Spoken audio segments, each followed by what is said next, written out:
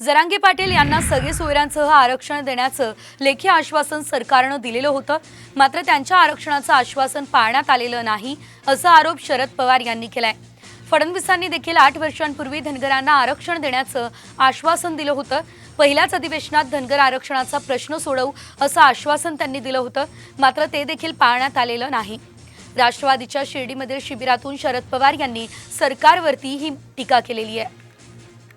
त्या आरक्षणाचा लाभ तुमच्या सगळ्या सोयींच्या सगळ्यांना मिळेल अशा प्रकारची मागणी भूमिका ही सरकारच्या वतीनं लिखित स्वरूपात मान्य केली आणि आज त्यापासून वेगळी भूमिका घेतली आणि त्याचा परिणाम आज ही तरुण मुलं अस्वस्थ आहे। देवेंद्र फडणवीसने येऊन धनगर समाजाच्या मेळाव्यामध्ये सरकार आल्याच्या नंतर मंत्रिमंडळाच्या पहिल्या बैठकीमध्ये धनगरांना आरक्षण देतो ही घोषणा केली होती। त्याला आज 8-9 वर्ष झाली त्याची पूर्तता त्या ठिकाणी केली नाही।